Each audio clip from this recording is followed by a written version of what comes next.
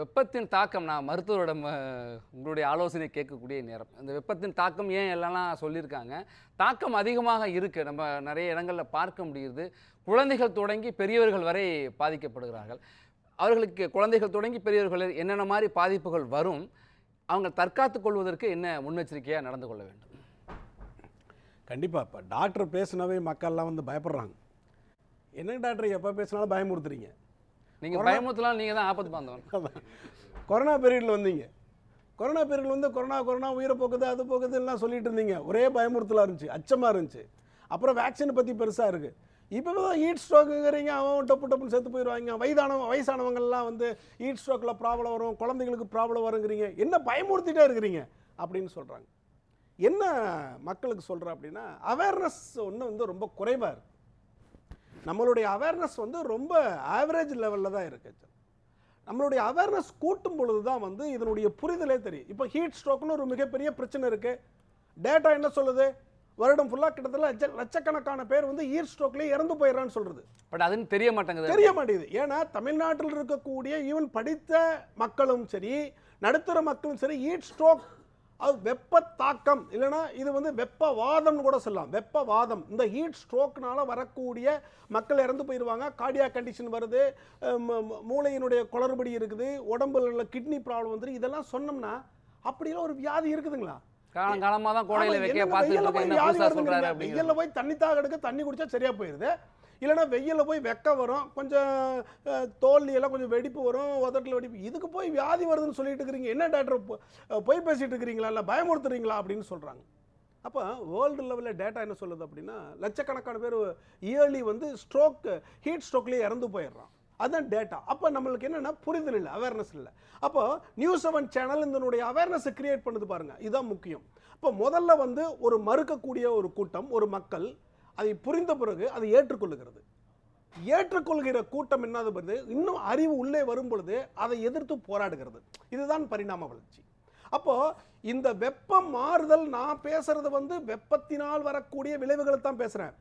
அப்போ இந்த புரிதல் இந்த மக்களுக்கு உள்ள வந்துருச்சு அப்படின்னா, நம்ம மக்களுக்கு வந்துருச்சுன்னா, ஏப்பா டாக்டர் சொல்றாரு என்னமோ ஹீட் ஸ்ட்ரோக் வந்துடும் எல்லாம் வரும், ஏன்டா இப்போ வெப்பமாயிட்டு இருக்குது அப்படின்னு சொன்னா, வெப்பம் வருவதற்கான காரணத்தை மக்கள் ஆராய போடுறாங்க, தேடுவாங்க. அப்போ வந்து என்ன ஆகும், இந்த கண்டிப்பா இதுக்கான தீர்வு வந்துடும். இது அடிப்படையா நான் சொல்லிக்கிற ஒரு உண்மை.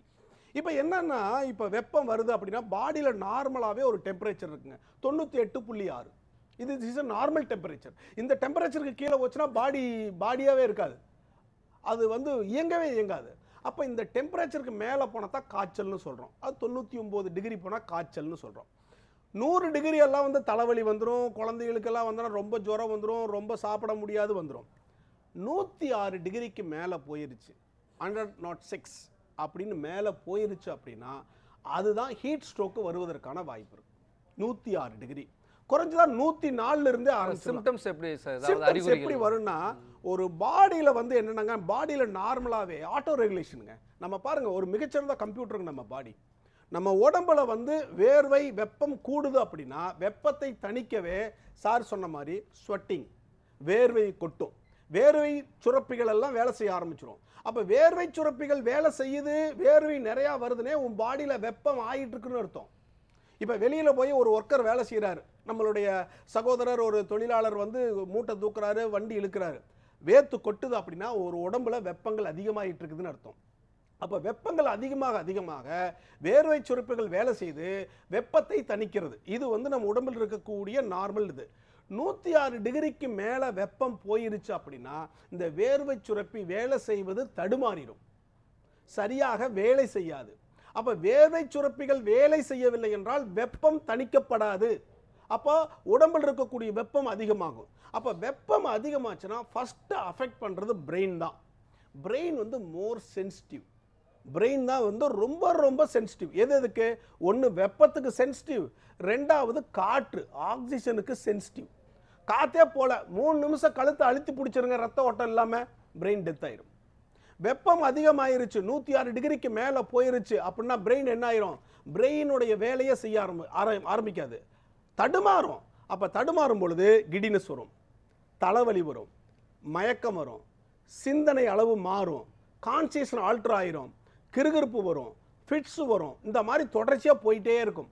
ஏன்னா பிரெயின் எப்படி வேலை செய்யுதுன்னா, brain is nothing but sending signals. இப்போ எப்படி கரண்ட் வேலை செய்யுது, கரண்ட்டில் எப்படின்னா ரன்னிங் ஆஃப் எலக்ட்ரான் சொல்கிறோம், எலக்ட்ரான் ஓடுவதனால் கரண்ட் எரியுது. அதே மாதிரி பிரெயினில் இருக்கக்கூடிய நரம்புகள், கோடிக்கணக்கான நரம்புகளினுடைய பந்து தான் பிரெயின்.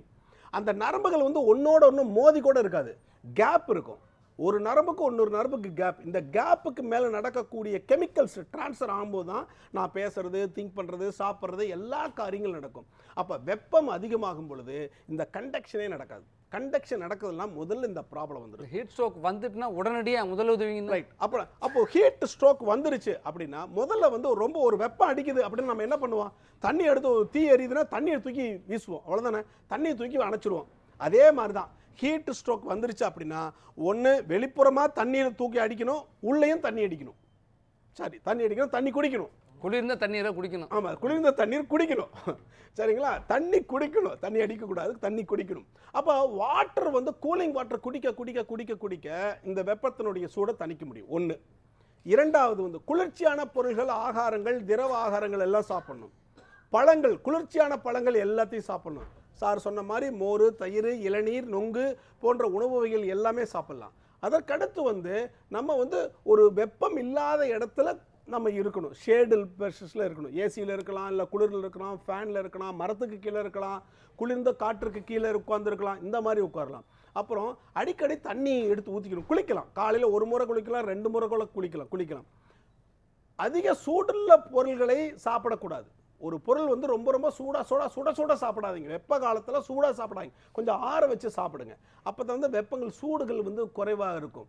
அப்போது தண்ணீர் அருந்துவதும், தண்ணீர் குடிப்பதும், ரெண்டாவது தண்ணீர் குளிப்பதும், ரெண்டாவது குளுமையான இடத்துல இருப்பதும் தான் இது வந்திருக்கான இது. இதுக்கு முன்னாடி வெப்பத்தை நோக்கி போகக்கூடாது. கொரோனா பீரியடில் கொரோனா நோக்கி போகாதப்பா அப்படின்னு சொல்லுவோம், விலகி நில்லுங்கிறோம். அதே போல் விலகி நிற்கணும். என்னென்னா கொடை பிடிச்சிட்டு போகலாம். ஏன் இப்போ யாரும் கொடை பிடிக்கிறது இல்லைன்னு தெரியல. ஆண்கள் கூட கொடை பிடிக்கலாம், பெண்களும் கொடை பிடிக்கலாம். இப்போ கொடை பிடிக்கிறது வந்து கொஞ்சம் கூச்சப்படுறாங்க. ஆனால் கொடை கண்டிப்பாக பிடிக்கணும். இந்த வெப்ப காலத்தில் வந்து எப்படி கொடை பிடிக்கணும், எப்போ பஸ் ஸ்டாண்டில் வந்து நிற்கும் போது நம்மளுக்கு ஷேட் இருக்கணும். கொடை பிடிக்க கூச்சப்படாதீங்கிறீங்க. ஆமாம், கொடை பிடிக்க கூச்சப்படுறோம், என்னன்னே தெரியல. ஆனால் கேரளாவில் பாருங்க, எல்லாருமே கொடை பிடிப்பான். ஆண்களும் பெண்களும் எல்லாரும் சரிசமமாக நின்று கொடை பிடிப்பான். அப்போது இந்த வெப்ப காலத்தில் ஒவ்வொரு கையிலையும் கொடை இருக்கணும். ஏன்னா அது தற்காப்பு. ஏன் அதை செய்ய மாட்டேங்கிறான்னு தெரியல. அப்போ இப்போ கவர்மெண்ட் கூட ஒரு அனௌன்ஸ்மெண்ட் கொடுக்குறோம். கவர்மெண்ட் வந்து ஈஸியாக கொடை வாங்கி கொடுக்கலாம் எல்லாத்துக்கும், குறிப்பாக ஒர்க் பண்ணுறவங்களுக்கு. இங்க இருக்கக்கூடிய அரசை நோக்கி ஒரு கோரிக்கை வச்சிருக்கீங்க. அரசினுடைய கருத்தை சொல்வதற்காக ஓஆர்எஸ் கொடுக்குறாங்க. கவர்மெண்ட் வந்து ஓஆர்எஸ் கொடுக்குது, அதாவது கரைசல், உப்பு கரைசல் கொடுக்குது. அப்போ உப்பு கரைசல் கொடுக்கும்போது கண்டிப்பாக அது வந்து உடலுக்கு ஸ்ட்ரென்த்து, கொடை குடிக்கும் போது பாடிக்கு ஸ்ட்ரென்த்து, அவ்வளோதான். இந்த நேரத்தில் ஒன்று சொல்லிக்கிறேங்க, இந்த வெப்பத்துக்கு ஓஆர்எஸ்னு ஒன்று கொடுக்குறாங்க, அதாவது உப்பு கரைசல் சொல்கிறாங்க. அது வந்து வீட்டிலே தயார் பண்ணலாம். எப்படின்னா 1 லிட்டர் தண்ணி எடுத்துக்கணும், 1/2 டீஸ்பூன் சோடியம் குளோரைடு உப்பு போடணும், உப்பு 1/2 டீஸ்பூன். வீட்டில் இருக்கிற உப்பு, சமையலறையில் இருக்கக்கூடிய நார்மல் டேபிள் ஸ்பூனுடைய உப்பு, 1/2 டீஸ்பூன் உப்பு, 1 லிட்டர் தண்ணி, 6 டீஸ்பூன் சுகர். இந்த 3 போட்டு கலக்கினா 5 டம்ளர் வரும். ஒரு டம்ளர் வந்து 200 ml, 2 10 1 லிட்டர், 5 டம்ளர் வச்சு அதை குடிச்சுக்கிட்டே இருந்தோம்னா கண்டிப்பாக உடம்பில் இருக்கக்கூடிய சோடியம் குளோரைடு உள்ளே போய், குளுக்கோஸ் உள்ளே போய், உடம்பில் இருக்கக்கூடிய இந்த கிராம்ப்ஸு, உடம்பு வலி, தலைவலி, பாடி பெயின், நல்ல தூக்கம் வரும். இந்த கரைசலை வீட்டில் இருக்கிற ஒவ்வொருத்தரும்